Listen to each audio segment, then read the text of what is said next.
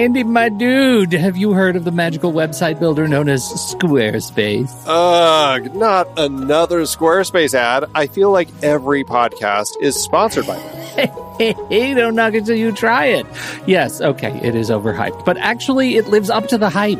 Squarespace is like a website fairy godmother. With a click of a button, your site transforms into a beautiful masterpiece. A website fairy godmother? That sounds interesting.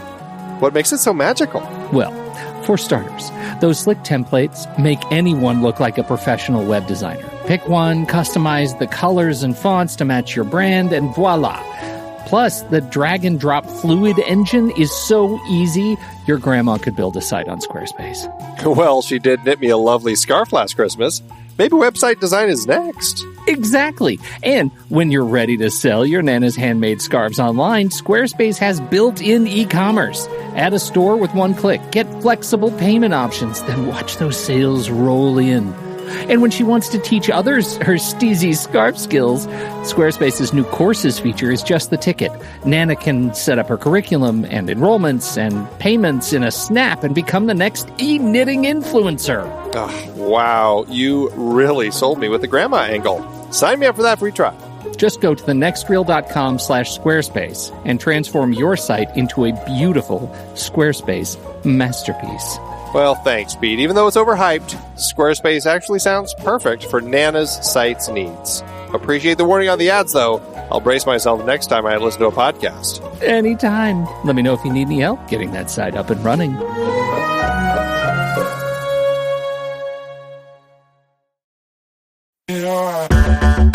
Andy, can you believe we've almost hit 700 episodes of The Next Reel? I know, it's crazy. And with all the other episodes in our family of podcasts, we are well over 1,200 episodes of movie conversation. It's really pretty amazing that we've gotten to have these in-depth movie chats every week for over a decade now. And we couldn't have done it without our loyal community of film fans. Their support over the years has meant so much. For sure. That reminds me, we should give the merch store a shout out. Buying shirts from thenextreel.com/merch is a great way listeners can continue to support the show. Plus, they get to sport our great designs. Absolutely. I think sometimes folks forget we have a variety of shirts, mugs, phone cases, and more available. In fact, a great place to start is with a shirt sporting the Next Reel's logo. We also have that classic Fast Times Spicoli Surf School tee, or the weirdly popular Rusty's European Tour shirt. The one from National Lampoon's European Vacation. Why is that so popular? Search me, but we have sold a ridiculous number of those. I guess there are a lot of Rustys taking trips to Europe? We're always adding new designs based on movies we've covered, like our brand new design for a streetcar named Desire, featuring a streetcar named Desire. So if you want to rep your love of TNR and films, head to thenextreel.com/merch. Every purchase helps us continue to have these weekly in-depth conversations. So visit thenextreel.com/merch today. And as always, thanks for listening and being a part of the Next Reel community. We've got lots more great movie chats coming your way.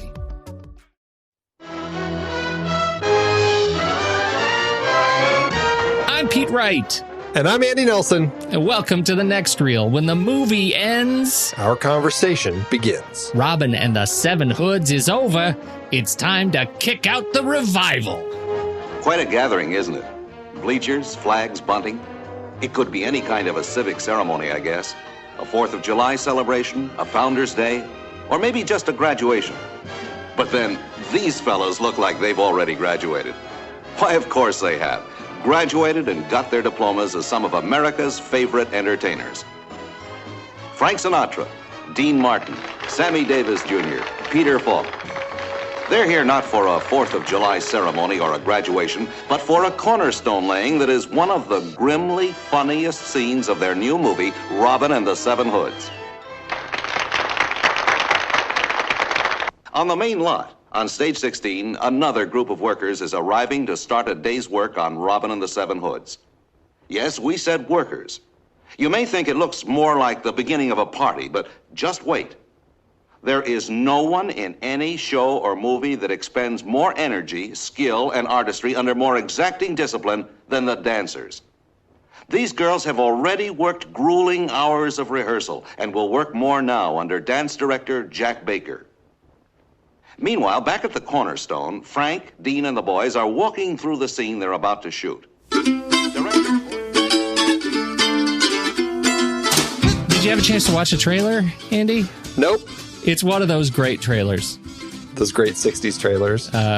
You will have had an opportunity to listen to it because it will have been just the thing that you just listened to, and it's wonderful. It's one of those, look at these guys. They're going to work, except for it's the women. It's the backstage, hey, we're backstage on the lot. Look at these women going to work, and it's not great.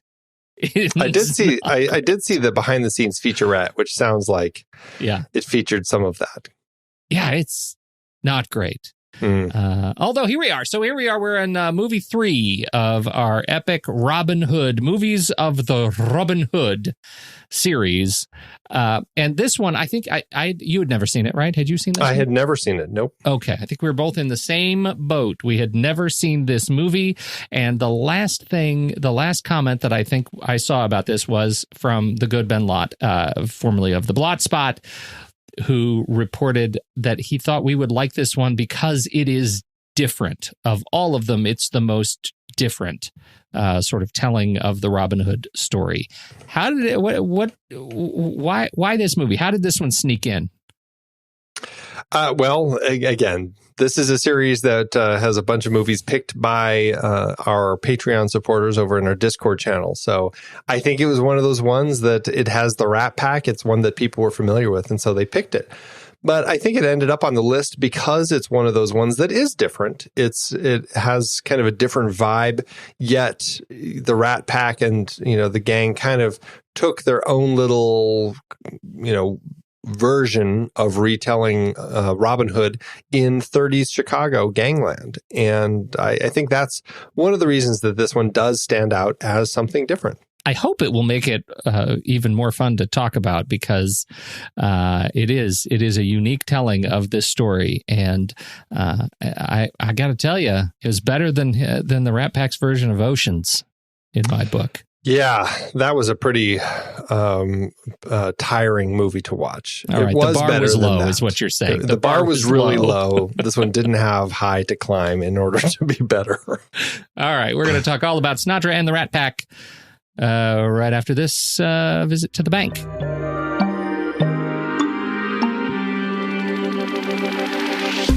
This very show that you're listening to is brought to you by, courtesy of Audible.com. If you have never thought that you're a book bird, maybe you're not a reader, maybe you don't consider yourself a reader, maybe this is time you check out Audible.com because Audible has those spoken word books. I have to tell you, Andy, this is not our pick, but I have to tell you, Audible is doing these things right now, these Audible originals, these full dramatic retellings of stories. And I listened to one over my vacation that was fantastic. Can I tell you what it was? I'm hoping you will. I don't know if you knew this, but during all the hubbub of around the production of Alien 3, there was an original script written by no other than William Gibson, written in 1987. And bless you, Audible, they have produced a dramatic retelling narrated by Tom Alexander, Barbara Barnes, Michael Biehn, Lance Henriksen was on it. It's just a fantastic full cast reading of the original script as written by William Gibson of Alien 3. And the only thing I can say after having listened to it is, I want this movie now. Interesting. It was that good. So if you've ever thought about signing up for Audible, you can at audibletrial.com/thenextreel. And now we have a real pick. Andy, you've brought up a real gem this week. Well, we're talking about a film with Frank Sinatra, and it takes place in a very particular point in history that involves JFK. And so the book that we're looking at this week is called Sinatra and the Jack Pack. This is a book about the extraordinary friendship between Frank Sinatra and John F. Kennedy, why they bonded, and what went wrong. That's right. There is a lot of drama in this book. There was a lot of fun hanging out, a lot of womanizing, a lot of mafia, all sorts of stuff. They kind of go through the whole story of both of these guys and how everything kind of fell apart in the early 60s. According to the book, March 1962, Frank was abruptly ejected from JFK's gang. You'll learn more about that and their whole relationship when you check out the book Sinatra and the Jack Pack by Michael Sheridan. audibletrial.com/thenextreel. Here's how it works. You go, you sign up there at that very specific URL, audibletrial.com/thenextreel. And when you sign up, you get to download the book that we just recommended, the Sinatra and the Jack Pack, or any of the other, many hundreds of thousands of books that they have for you there. And if you like it, you keep the book. You get on you can keep your subscription and get books every month. Or if you don't like it, you cancel your subscription. You keep the book anyway. One way or another, you get a book out of this deal. A fantastic audiobook. I've been a member for almost 20 years, and I just love it. audibletrial.com/thenextreel. Thank you for supporting this very show. You're the best. All right, Andy, let's talk about Robin and the Seven Hoods. I'm going to start because I look at this movie and I think, is it a con film? Is it a caper film? Is it a whodunit? Is it a musical? Is it musical theater, Andy? This movie has it all. Every one of those things in here. I'm probably going to complain about this movie a lot. And so I wanted to say first, before you spoke, that while I am under the influence of Andy Nelson, I, Pete Wright, as of right now, liked this movie. What does that mean, while under the influence of me? I don't know if you noticed. In my notes, I actually said whilst I am under the influence of Andy Nelson. So for that means for the record, that's legal jargon. I worry. I come into this movie worried that you're going to have an outsized impact on my opinion of this movie because you'll approach it very clear-headed and practical, and suddenly you won't like it, and then I'll have to rethink everything. Because I'm so gullible. I see. So before I sway you with my incredible power, that's right. Sways you on every film except for 2001. Okay, what'd you think? It was fun. It was okay. I had just a lot of problems with the script. It wasn't as funny as it should have been or could have been. There were some interesting twists when you look at the context of the actual Robin Hood story and kind of the way that this played out. I enjoyed some of the elements, and I think that they had fun kind of doing that. I still question who the Seven Hoods are. I'm not exactly sure if there are seven or more or less. I'm not even sure why we needed seven. I don't know. But I think for the most part, they clearly were trying to do something that they were going to have fun with. And I think, they succeeded in some extent. It's not the greatest movie, but as Ben Lott was hoping, we would say it certainly is better than Ocean's 11. Well, it's absolutely better than Ocean's 11. And I think, to your point exactly, this movie really looked like they were having a blast making it. It's absurd on so many levels, and there's some things that I think don't work because of that absurdity, and there are some things that don't work because they're shoehorning them into a structure that doesn't fit. So I think I want to distinguish between those two pieces, that, the things that are just frivolous and fun and don't work, and are clumsy, but they sell it, and the things that I think structurally, the third act just falls completely apart. And this is from a movie that's only on three wheels in the first place. Yeah. I feel like, 2.5 wheels maybe. I mean, it's a little bit of a wobbly ride through the duration. And it's funny that you say it looks like they're having fun on it. I don't know if now is the time, but I feel like maybe it is to jump into some of the backstory of this project. Sure. Because this was a difficult film for Sinatra to make. And I will say, I really had a problem with Sinatra through the bulk of this film. I never thought he was having fun. He always seemed grumpy. And I'm like, why is he the character I should care about? He's just like, just kind of doesn't seem to care about anything, and just seemed kind of not like a character I would like. And I liked all the other characters a lot better than him. I had that same issue with Ocean's 11, and I feel like I prefer Sinatra in dramatic roles like the detective or We haven't talked about it on the show, but From Here to Eternity, things like that. I think that he delivers better. When he's doing this comedy and he's trying to play, I guess he's trying to play the straight man opposite the rest of his group, I just don't feel like he's providing any energy. He's just like this really difficult character to get into. Now, as I said, they had a difficult time with this film because they were making this in the fall of 1963. And as I alluded to in our Audible recommendation regarding John F. Kennedy, they were making this film when JFK was assassinated, and Sinatra was a buddy with JFK, and he heard the news. They were shooting at the cemetery of all places. This is a weird story that Sinatra's son said. It was a 2-day shoot at the cemetery. The first day they were shooting, Sinatra, they were filming all the stuff with all of them around the Big Jim's coffin. And during a break, he went over and sat on a tombstone to kind of have a cigarette. And he looked down, and weirdly, the tombstone said John F. Kennedy. And the dates were like from a long time ago. But he was just like, well, that's kind of weird. And then the next day, it's when they're shooting the scene when Marion comes to the grave and puts a flower on it. And he's sitting in his car listening to the radio, and he hears about the assassination of JFK. And he has to go out, and they stop production, and it's just a very difficult time. They end up taking a 2-week break. So it's a very difficult time, but it just did like a weird little moment there that they were filming at a cemetery. He saw a tombstone that had JFK's name on it, and then the actual thing happened. It was very difficult, but that really made it hard for him. And then later in the production, this was like a month later, his son, Frank Sinatra Jr., gets kidnapped, and he's kidnapped for a few days before that whole thing gets resolved. So this was a very hard project for Sinatra to make, and it almost didn't finish because of the difficulties going on in just outside of the film. I feel like it's a little hard of me to judge Sinatra's performance so harshly, but I feel like when I compare it to Ocean's 11 and I see that it virtually is kind of the same delivery that he's doing, I feel like it probably isn't that much different. I think that's just how he was playing this character, and I struggle with it, even though I feel, that there is that weight hanging over the performance.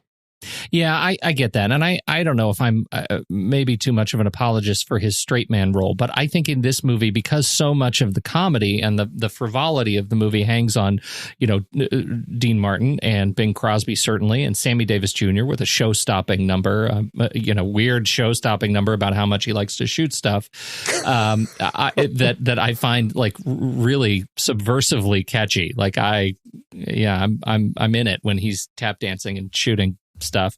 I'm able to sort of wash Sinatra a little bit. I'm Robin washing.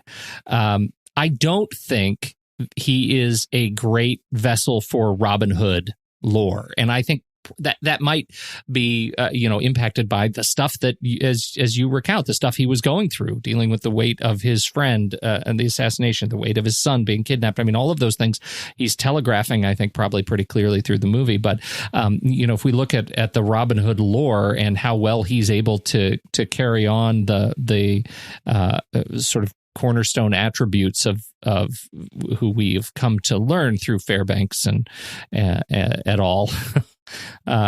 I don't think he makes a great Robin Hood, in that I continuously forget that he's supposed to be Robin Hood, and I don't forget that about Little John, for example. I don't forget that.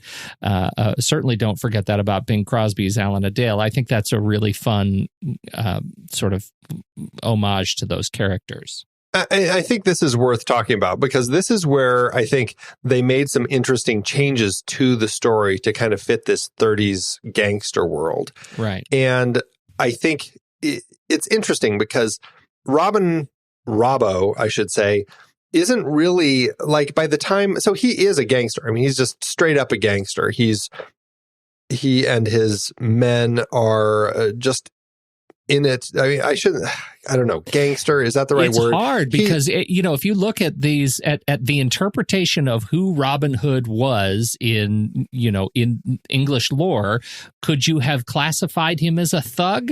right? Like from certain perspectives, he might have been. Okay, but you have to. Well, no, I don't. I think that he became one. Right. But he wasn't. Like, he was, I don't know, what was he, a lord or not a lord, but he was just like a Lord Robin of Locksley. Yeah. So he was a person who was of some stature and who was a good person. And, he helped the king and he ended up going off to war, and then he kind of got tied into this whole thing, and he became a thief so that he could help the people, because he basically, like, who's the worst thief? And so he became a thief to outwit the thievery of the prince. And that's kind of the way the story works. In this particular case, Little John, I guess, was the, is it Little John, Big John? I don't know why I was calling him Big John, but anyway, he gets killed right away, and which I thought was interesting. But we have Robin, who it's not Little John, it's Big Jim. Big Jim. Gosh, I don't know. Sorry, yeah, Little John, Big Jim. Big Jim gets killed. Robbo is, I guess he's a gangster, but he basically runs a nightclub where in the north side of Chicago, right? Yeah. So that's his whole shtick as a gangster, is he just runs these places. But against Guy of Gisborne, who doesn't want him running this because he's not joining up with the group and paying the sheriff and all this sort of stuff. It's clever the way that all works. What happens, though, is Robbo is never really a good character giving to the poor because of anything outside of his own need. That's kind of an odd twist with the story, is he's never a good guy. He ends up just like having his guys just do something with the money. And they go off and they create this, like, they pay this orphanage and all this sort of stuff. And it turns into this whole thing really just to create goodwill for himself, so that he's protected basically from Guy and his squad. And then later in the film, what I think is kind of an interesting twist on the story is they prove that Robbo really never changed. He never actually became a good guy, even though he had all of these different things. And yes, you can say Little John and Marion are the ones who started up the money printing business in the back rooms. He kept it going, and he was trying to shut it down only so that it wouldn't cause him problems. But in the end, they basically get busted because Marion and Alan Adale kind of take a turn, and they find that the way that they can win is joining like these League of Women righteous groups to kind of stop the vile scum and villainy of the town of Chicago. And he ends up with his buddies dressed as Santa singing on the street corner. It's kind of a funny twist, the way that all of that works. And I think to a certain extent, it helps kind of this particular iteration of the story work better for me, the fact that Robin Hood doesn't end up actually winning. And but I think what's interesting is that it's really this whole change that they made in him that kind of makes him a flat character, because he's just, I don't know, I just don't feel like there's any real sense of motivation with the character Robbo, especially the way Sinatra plays him. He doesn't even seem interested in starting these things. He's just like, yeah, do something with the money. And it just, I don't know, that led to this kind of vibe of him just being this flat character. And even when we get to the trial, and I'm sorry, I'm just rattling on, but we get to the trial, he never even speaks. And I was expecting like the big moment where Robbo gets on the stand and gets to talk, but he never does.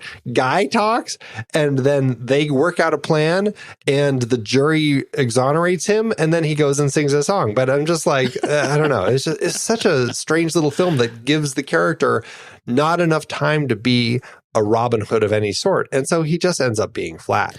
Well, I think that's part of it, is that they put so much weight on these other elements in the film and in the narrative to actually bolster who Robbo is. And, this is as much a movie about the media, about public relations, and I mean, it's about as much of him figuring out how to use publicity and goodwill in his favor. I think those are great points. And that court scene is a terrific example of it, that it's weak in that we don't get one of those big triumphant speeches, but it's actually strong the other way around. It's strong in that we don't really need it. Like, if it's making a statement about the power of publicity and the power of public sentiment, that Robbo can be exonerated by just people liking him a whole lot and subverting Gisborne's, sort of thuggish methodology, then so much the better for the statement of the story. And I think that's,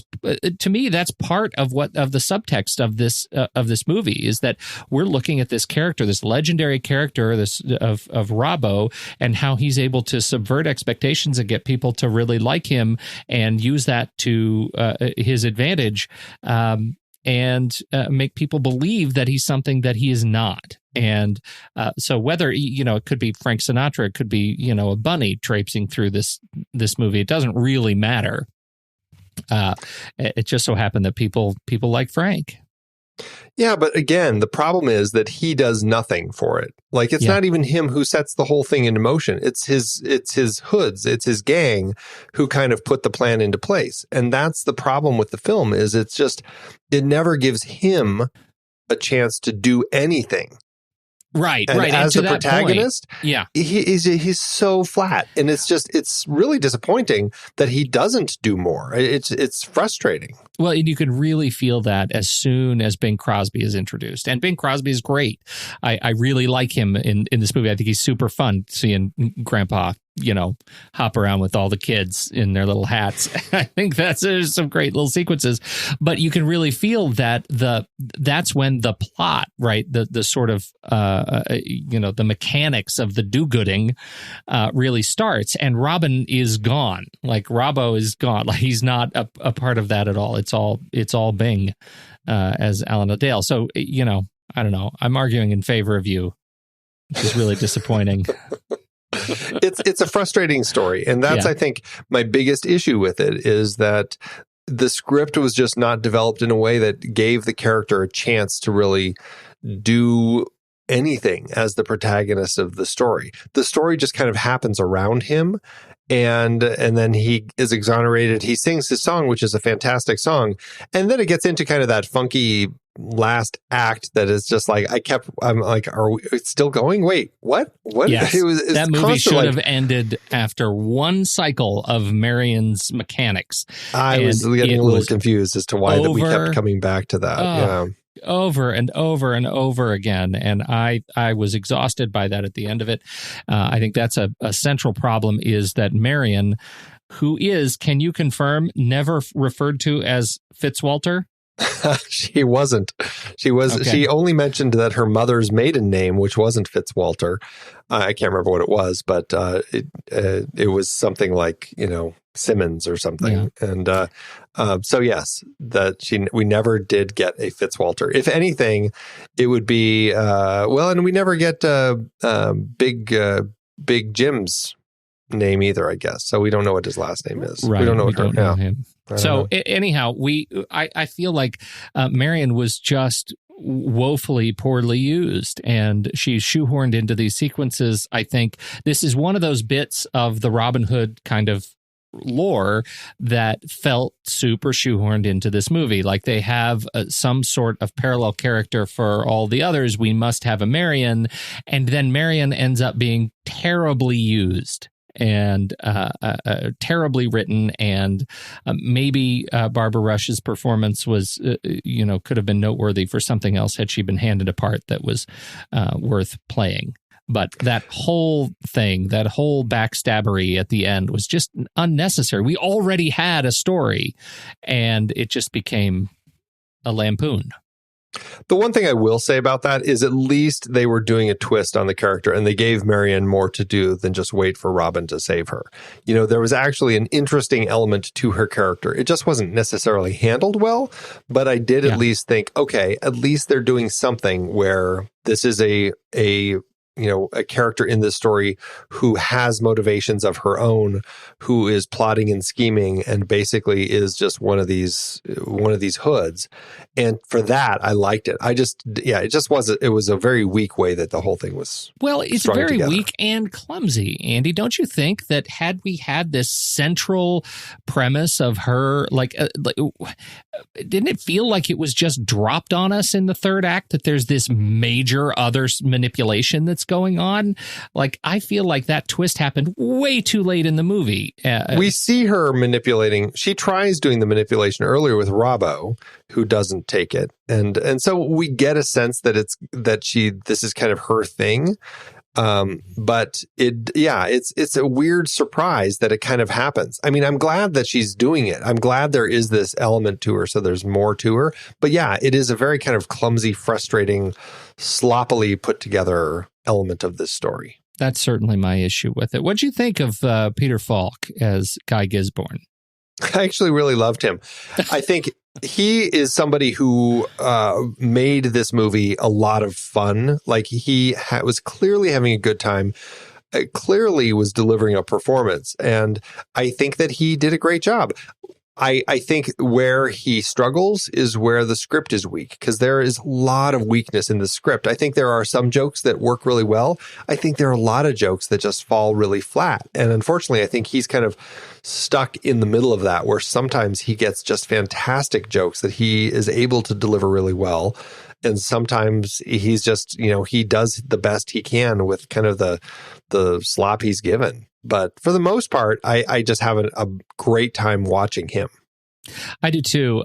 There are pieces that, and I don't know, I'm not really a student of Peter Falk. And obviously I know Peter Falk from, his, from the show, from Columbo. Like, I know that. I didn't watch a lot of Columbo, but enough to kind of get his shtick. It was fun to see him this young and to see how aggressively caricatured he already is. He's like a caricature of himself, right?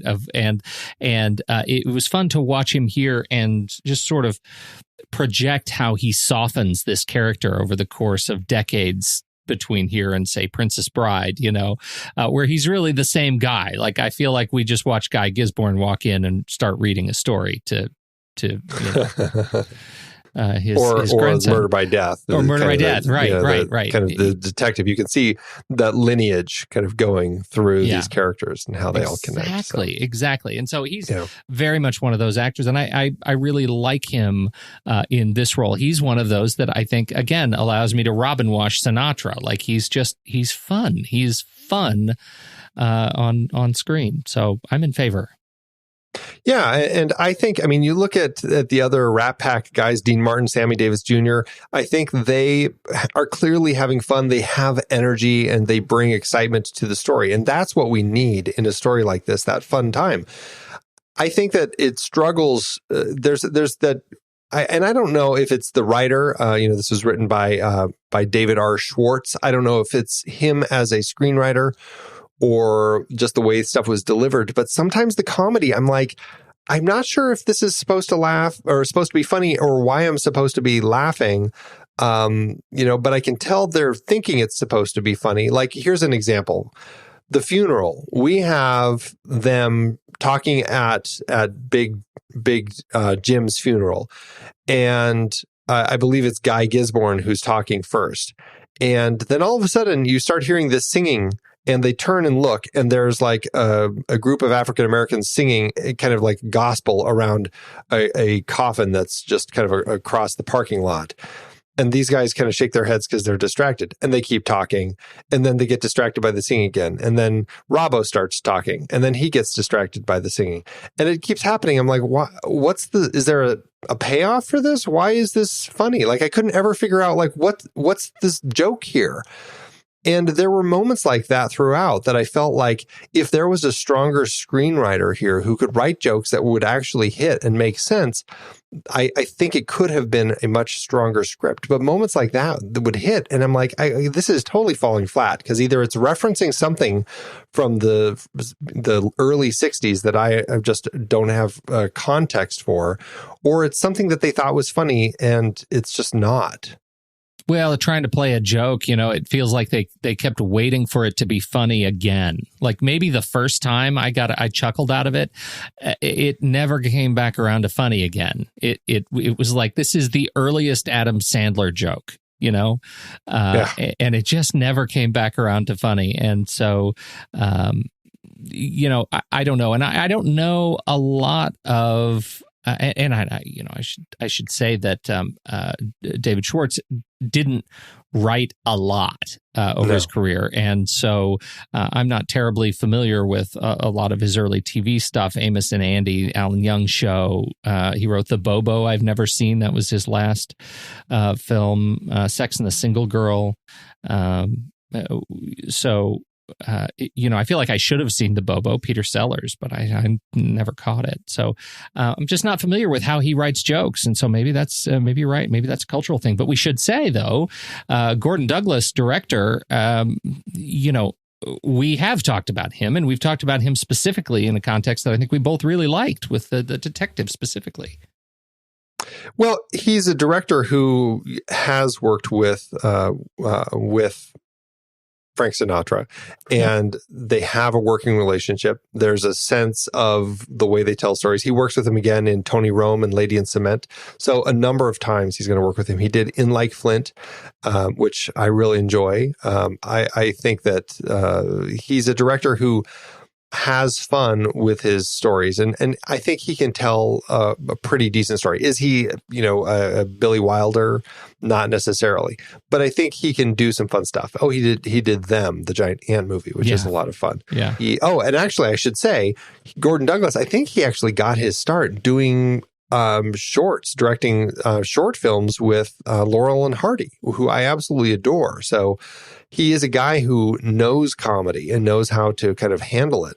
I just think in the context of the script that he was given, they weren't hitting the jokes all the time. Now, again, I don't know, how heavy was the death of John F. Kennedy weighing on everybody involved in the production?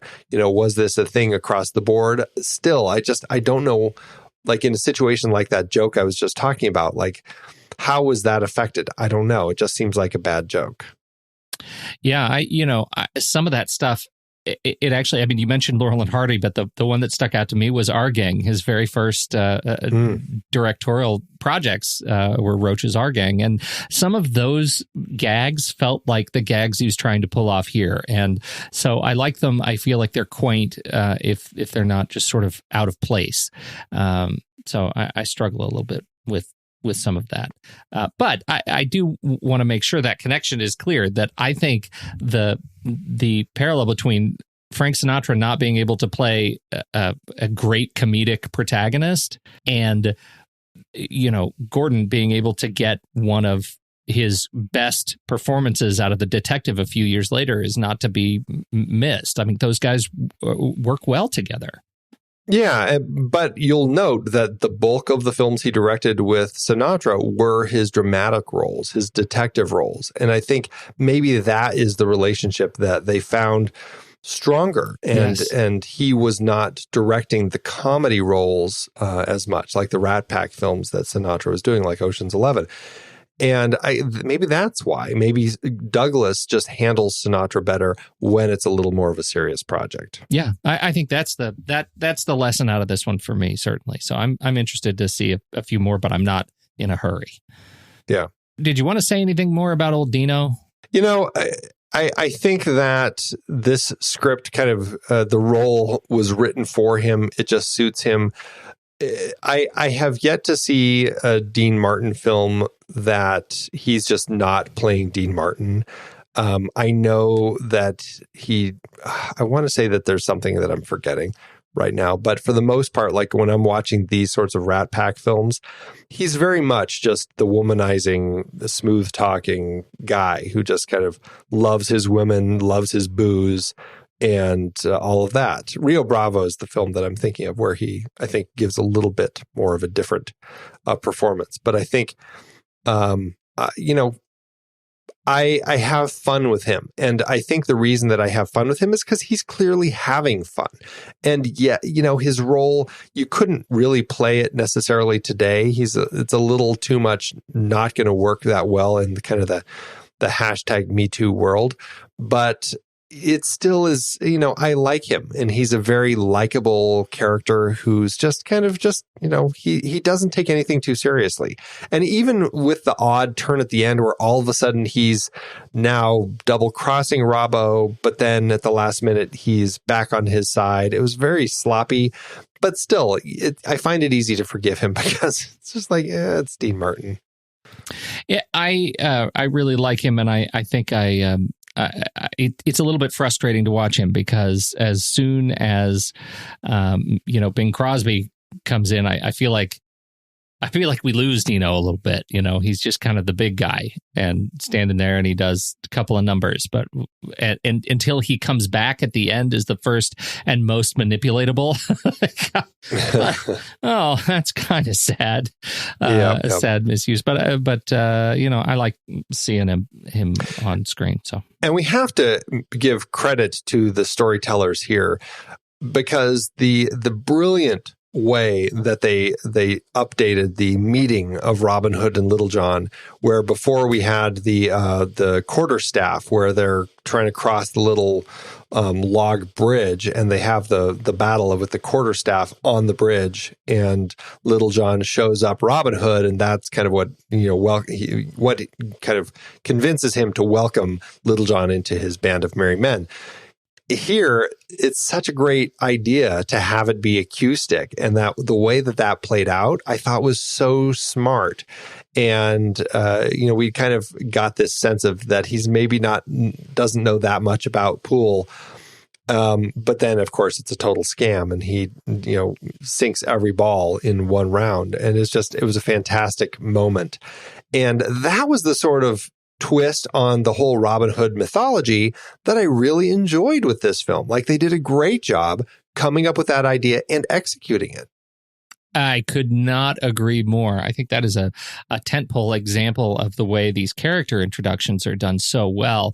I would extend that and say the other big sequence that worked incredibly well for me is the giant sort of merry men heist that goes on, or the sleight of hand that goes on when they convert the gambling den into a church revival, an underground church revival. I think we get to see not only just what amazing sort of human mechanics of how they change all their shirts and clothes and everything, and they're all bought in, all the characters are bought in to help and support, but the actual physical stage mechanics as they transform this building underground in front of us, right? It's a beautiful little behind the scenes caper setup that I think works really well. And of course, Crosby singing, Mr. Booze in this sequence is a riot. It's a riot for me. I get so much joy. It buoys me beyond so many of the gripes and quibbles that I may have.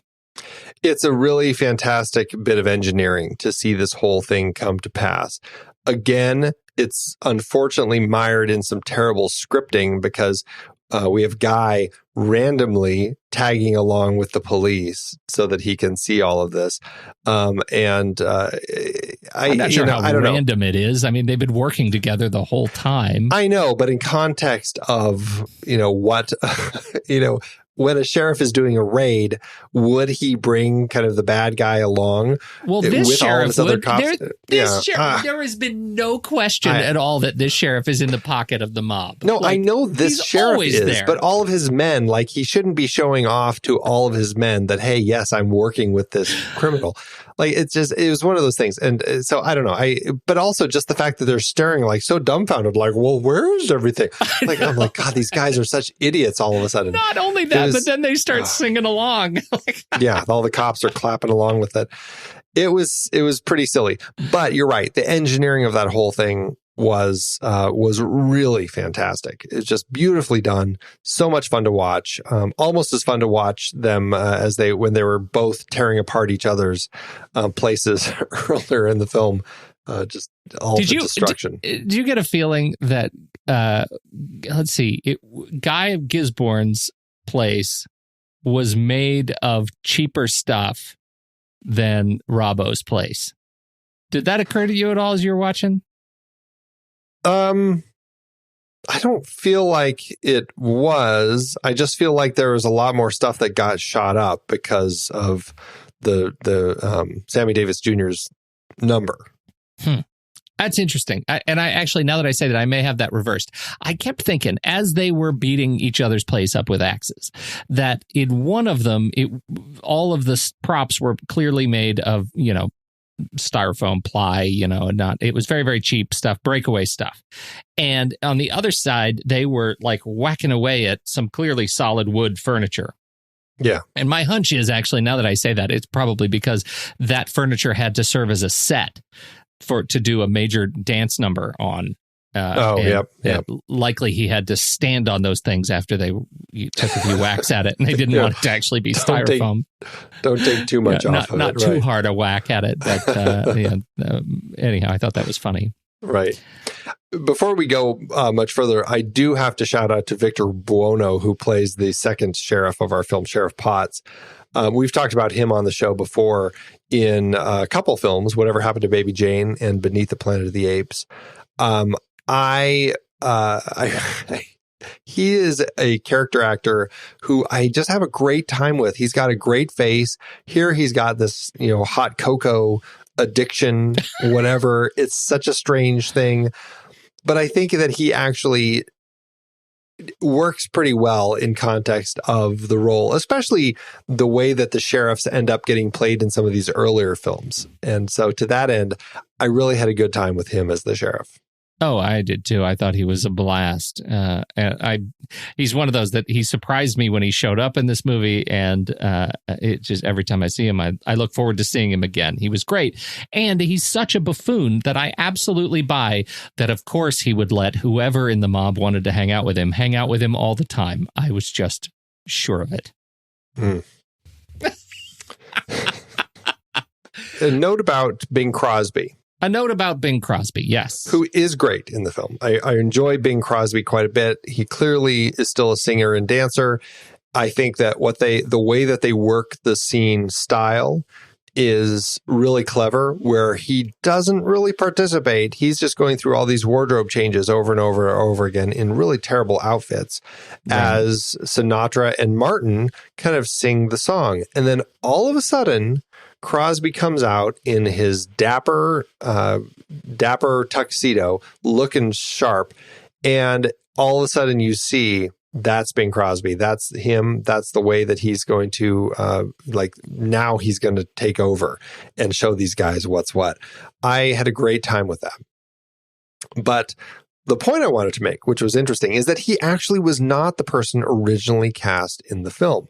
Peter Lawford was originally cast to play the role of Alan Adale. He had been one of the Rat Pack guys. In fact, I want to say he was in Ocean's 11, but now Peter Lawford was a brother-in-law to JFK. And as I alluded to in that book earlier, there was this falling out between Sinatra and Kennedy, because Robert Kennedy was really getting concerned about Sinatra's ties with underworld figures, and kind of had the president change his plans when they're supposed to stay over at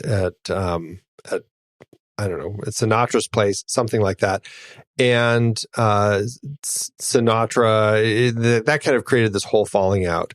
And so because of that, Lawford got ostracized and was not allowed to be in the Rat Pack anymore. Sinatra never talked to him again. and cast Bing Crosby in the role. So that's how Bing Crosby ended up in this film. It was meant to be. Granddad Bing. He needed to be there. It's all right. Yes, it was. I don't think I would have bought it if it was Lawford. Nope. Sorry about their friendship. They should have thought ahead. Well, it's so funny because there's an element of this film. This was a Warner Brothers film, and Jack Warner was really wanting to make a musical like all the old musicals. And Warner Brothers was never as big a musical place as like MGM or some of the other studios. And he really wanted that. And so he brought all these people together to make this musical. And the music team that he brought here to kind of write these songs, which we should talk about, and kind of really kind of create this old-timey musical. And that was really his goal. I don't know if it succeeded as well as he had been hoping, but I think all of the pieces were there for it to have been close. Well, yeah, and it's one of the things I wrote down in my notes. It made this feel like Guys and Dolls, I mean, speaking of, right? I mean, this felt very much like Guys and Dolls, and I count myself as a fan of the film version of Guys and Dolls. I like that show. I think that story does it better. Of the gangster gone good, the mall with the heart of gold, and better written. It's much better written, but the music was really strong. I think the music is comparable in this show. It's catchy. It's fun to sing. It's fun to play. I wish it was, with the exception of My Kind of Town, I wish some of this other music had gotten a little bit more expansive playtime. It's music that I would have to listen to a lot more to really connect to, because on the first round, like My Kind of Town is the only song that stuck with me. Maybe the Do Batter song. That might be something that, kind of sticks a little bit. On the whole, the music for me was pretty flat. It didn't work for me very well. And so that's one element of it being a musical that disappointed me a little bit. I was really hoping, especially with the involvement of not just Sinatra, but kind of the music writing team that we had here that have been known to write great music in the past. I am trying to find their names. I don't know why I can't find them right now. Sammy Cahn and Jimmy Van Heusen. Yeah, they are people who have written a lot of stuff before, a lot of great stuff. And this was one of those things where I just felt like these songs just feel like they're stuck in the 60s. I get a really hard time feeling like these songs ever would have gotten past this. Well, you're not going to get a song like Bang Bang past this. I mean, that's hard to stomach. When you look at Ocean's 11 a few years earlier, Ain't That a Kick in the Head? In the Head. These guys wrote that. Yeah. Great song. My Kind of Town is a great song here. Truly. But, and they did Thoroughly Modern Millie. They wrote that too. And so I feel like they've done better before and after. And I mean, I think that they're not songs that slow the movie down. I just don't think that they're songs that I'd really want to listen to outside of the movie.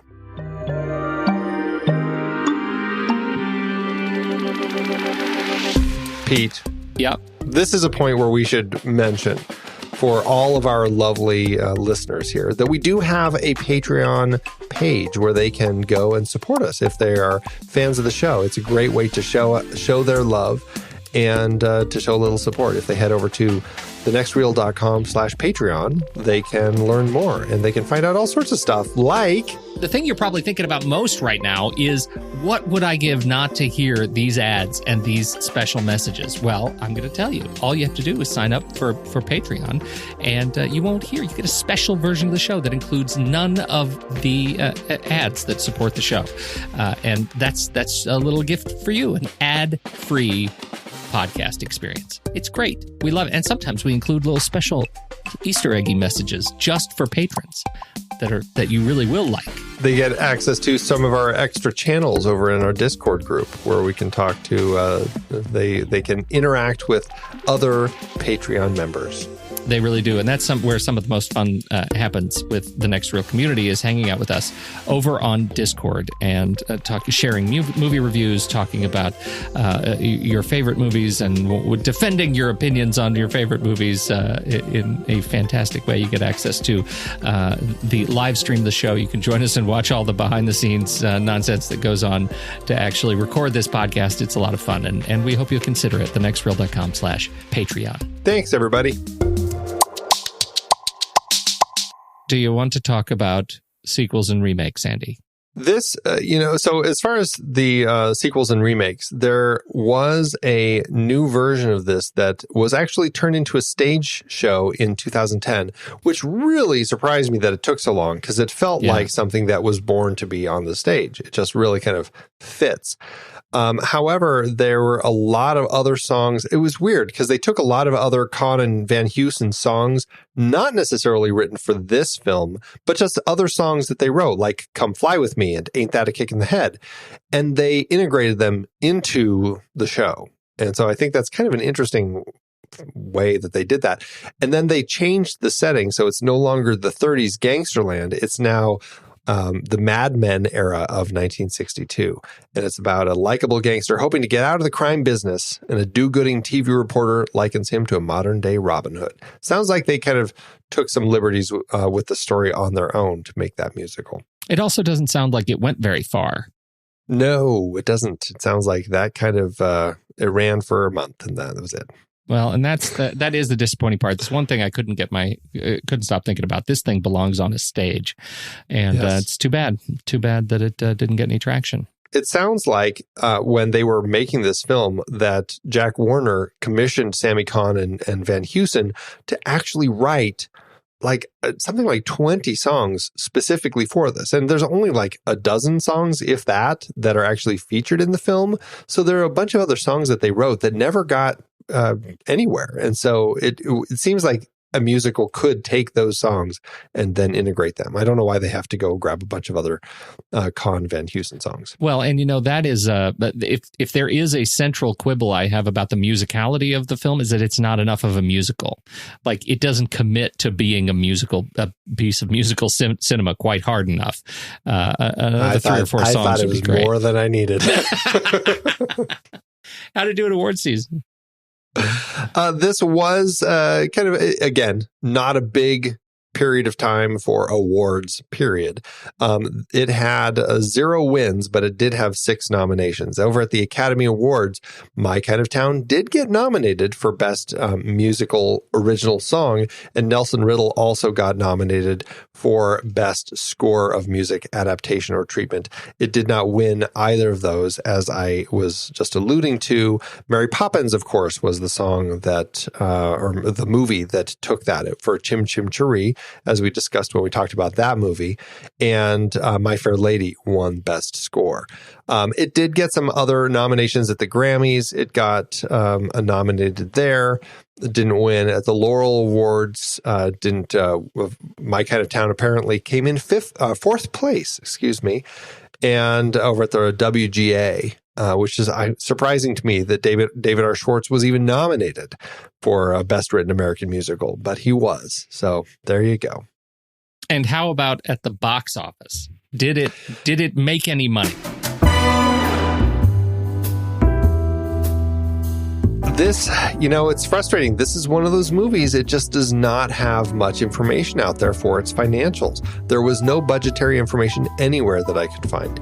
What I did find is that it was released June 24th, 1964, opposite Flipper's New Adventure, the second entry in everyone's favorite dolphin franchise. Robbo did earn back $9.8 million at the box office, which is about $81 million in today's dollars. It's a good take for the hood, but without knowing how much it cost, that's all I can report, unfortunately. All right. Well, I had a lot of fun watching this movie, watching these guys bop around screen, and I would watch it again. And I think that's about as high praise as I'm going to give it. It is better than Ocean's 11. I had an okay time with it. It's not great by any stretch of the imagination, but I wasn't bored. I got a little kind of tired of what was going on at the ending, but it's an interesting little movie. And I think in context of our Robin Hood series, it is a fresh moment that we have here. So it's kind of an interesting one to kind of step into for this round. I think it's time, Andy. It's time for us to rank it. Let's do it. Head over to flickchart.com/thenextreel. You'll see all the movies that Andy and I have talked about on this very show. If you swipe over in your show notes and you tap the word Flickchart, you very well should be taken straight to this film, where you can add it to your library and see how it stacks up against ours. First up is, before I even say this, you know how Flickchart gives you the movie posters? Yeah. But it's a variety of movie posters. It's giving me a Spanish movie poster. And in Spanish, Pete, it is Cuatro Gangsters de Chicago. Cuatro, meaning four. The number doesn't even translate. Like, they're like, why is it 7? We don't know either. Let's just call it 4. The one I'm looking at, I think, is French, Les Voleurs de Chicago. The Thieves of Chicago? No, the 7. It is 7. Yeah, no, the numbers don't make up. First of all, there are like 60 of them. There are 60 of them. And no, even 85, when they're... Pete. 85 on Guy's team. And only 85. Yeah, he does say it's 7 on his, but I don't know. I'd have a hard time telling who they all are. As soon as you put them in a room, like there are some great sequences where it's Robbo and his hoods in a room. Like there's a discrete scene where people are not walking in or out, and there are 8 hoods. Well, it's Robbo and the 7 hoods. No. That's what I mean. There are 9 people in the room, or 6. Oh. It's very rare do we actually get enough people. They're very confusing. Anyway, let's get started. Robin and the 7 Hoods, or 1974's Murder on the Orient Express. I'm going to take some murder. I will also take some murder, please. All right. Robin and the 7 Hoods, or the 1922 Robin Hood. I think I will take Robin and the 7 Hoods. I will take Douglas Fairbanks, please. All right. We shall go to the mat. Yes, we shall. Or shall we go to the archery tournament? Nope. I'm trying to fit better. Anyway. Nope. All right. Here we go. 1, 2, 3. Scissors. Oh, you crushed me. Sinatra. Robin and the 7 Hoods, or Russian Dolls. Russian Dolls. Yeah, I guess so. I'm not too thrilled about either of those. Robin and the 7 Hoods, or The Girl Who Kicked the Hornet's Nest. Girl Who Kicked the Hornet's Nest. Same for me. Robin and the 7 Hoods, or Red Belt. Red Belt with a bullet. I will take Red Belt as well. Robin and the 7 Hoods, or The Sandlot. Sandlot? Sandlot, please. Robin and the 7 Hoods, or The Adventures of Baron Munchausen. Baron Munchausen. Munchausen, please. Robin and the 7 Hoods, or Christmas in July. Christmas in July. Christmas in July. Robin and the 7 Hoods, or La Femme Nikita. La Femme Nikita? Nikita, for sure. That puts Robin and the 7 Hoods at spot 309 on our chart. 309 out of 412, which is about a 25%. Fascinating. I'm not sure what I expected, but I think I expected it to be a little higher than that. But after our conversation, I'm kind of surprised it ended up as high as it did. I think that one win actually saved it a little bit. Yeah, I think so. How'd it do for you? It did not really do well at all. No. It was one of those ones where it would come up against movies that probably are considered worse, or I would consider worse, but I would watch again. And when it gets to kind of some of those rounds later in my flick chart, I end up voting more on what would I watch? What bad movie would I watch first? Yeah. And so it really dropped to the bottom. It was 4,009 out of 4,179. Andy. Which says it should be a 4%. And I know it's not, but that is where it landed. Well, I guess I had the same sort of reaction, even though it didn't fall quite so low. Ended up at 874 out of 1,096, which is at a 20%. According to the algorithm, if I was to take that straight over to letterboxd.com/thenextreel, this should be a 1 star out of 5. I don't think that is accurate for me. I'm sitting at a firm sort of 2.5, 3 star range with a like on this movie. I'm not sure if you're going to sway me any. I don't know. I'm a little torn on this one. I feel like I kind of enjoyed it, so I want to say that I'll give it a like, even though I had a lot of issues with it. So I think I'm at a 2 star and a like. I will be then a 3 star and a like, and that'll give us a nice, fine, middle of the road average. Look at that. Okay. Look at that. You know what you and I need? We need a sandbox. We would build cooperatively. It would be great. I thought we were going to bury something. No. No. I don't know. I go to animals pooping in my sandbox. That's where I go to. You bring up sandboxes. Well, that's weird.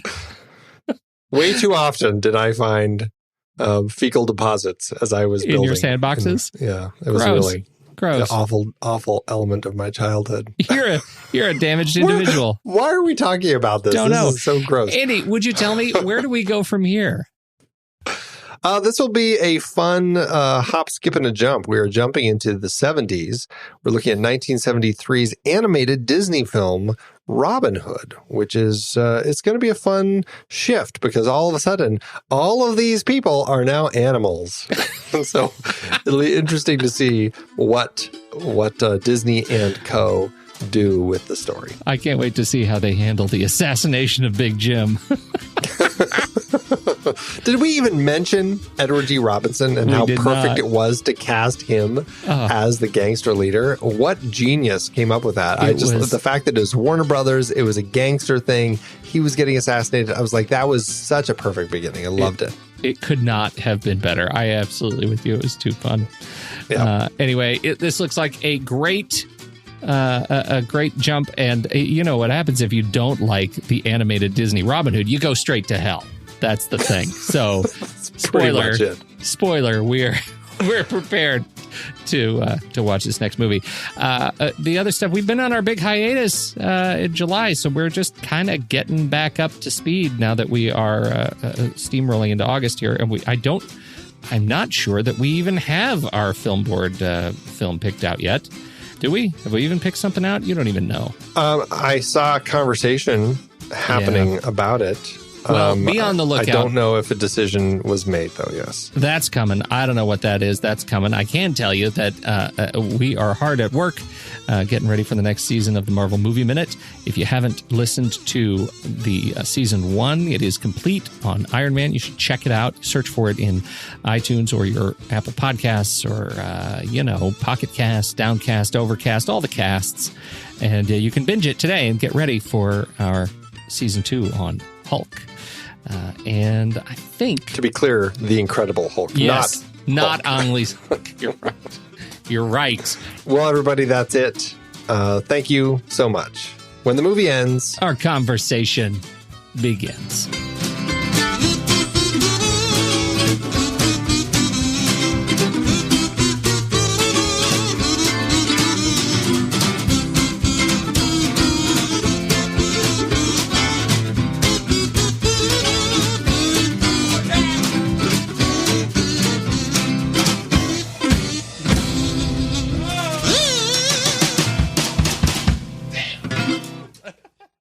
Amazon giveth, Andy. As Amazon always doeth. Oh, Amazon. Turns out a lot of people actually like this movie. Yes, it is very highly rated. 71% give it 5 stars. 71%. Yeah. Wow. Yeah. I went low. Are you happy with yours? How at the top? low did you go? Oh, I went all the way low. All the way down. Nice. In fact, right. I think it would be safe to say that I have 1.5 reviews to share with you. One of them, wow. One of them is my review pick, and the other, Andy, is a showbiz trivia element. Oh, okay. Mm-hmm. So what do you want to do? Do you want to do yours? You want me to do it first? What do you want to do? Why don't you do one, right, and then I'll do mine, and then we'll do the other one. Okay, here we go. The trivia, yeah. Rick says from August 2002, I finally watched this movie over at a friend's house. He loved it. I thought it was trashed. Plain and simple. I've never liked Frank Sinatra for personal reasons, but if I put them in my review, I'm sure this won't be printed. Dean Martin... Dean Martin and Sammy Davis, I never really thought as movie stars, but more like nightclub entertainers. I respect their work, but like all the other Rat Pack movies, this one sucks also. To me, it was just a stupid movie that made no sense, had no value, and doesn't contribute anything to the movie musical. So I'm sure I'm the minority on this, and I better not say anything, except that if you're looking for one of those blockbuster musicals, this is not the film for you. Do you think Sinatra's people still comb Amazon reviews for libelous comments? I'm going to say no. Or they certainly, this would have been I don't know. He seemed pretty nervous about it. Okay. All right. What's yours? I got a 5-star. I went really high by Stephen P. This is a recent one. Also watching it on Blu-ray, who said, got it for my wife. She loves it. Watch it like 4 times already. Great movie. Love the older stars' voices. Highly recommended for people who like Frank, Dean, Sammy, and Bing. My favorite part of it is the real lack of punctuation. Yeah, that run-on. It adds a lot of texture. All right. So let me go back here to this other 5-star and just tell me what you think. This is like do you listen to Reply All? I do. This is like a yes, no. No, yes. Yes, no. All right, here you go. It's called Robin Hood and His Merry Men, M-A-R-Y. Okay. I love this movie. I sleep with this movie. When I dream at night, I dream of this movie. I want to make love to this movie. This movie is my life and soul. And if you're feeling a bit hungry, come down to Billy Bob's Pizza for the best pizza in the West. If the pizza doesn't satisfy you, we will.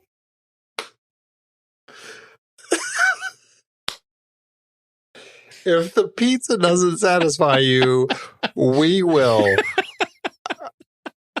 I feel like we just end on that note. I mean, what else do you say? Billy Bob's Pizza, everybody. I think we need to get our new show sponsored. Yeah. That's right. That's good. All right. Thanks, Amazon. It's hard to believe we have been having in-depth weekly conversations about movies since 2011. Oh, you're telling me. Producing this show week after week is so much fun, but it does require a ton of work behind the scenes. If you'd like to help support our efforts, one easy way is by using our originals page when shopping for books and movies that we've covered. Your purchases made through our links give us a small commission at no extra cost to you and allow us to keep having these great discussions. We are highlighting adaptations from Season 9 over at our originals page, thenextreel.com/originals. That's the site where listeners can purchase the source material for all of our adapted film discussions.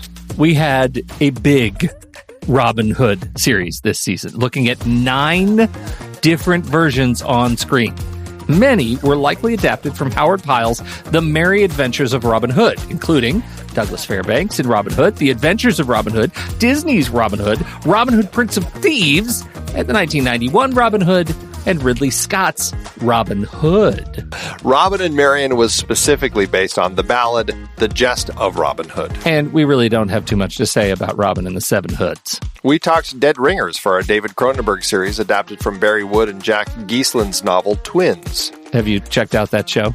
You know, I haven't, but I've heard great things. 2 comedies from our Steve Martin series were adaptations, Pennies from Heaven from the BBC series, and The Lonely Guy from the book by Bruce J. Friedman. The Best Little Whorehouse in Texas was part of our Colin Higgins series, adapted from the Broadway musical. Spike Lee brought us Black Klansman from Ron Stallworth's memoir.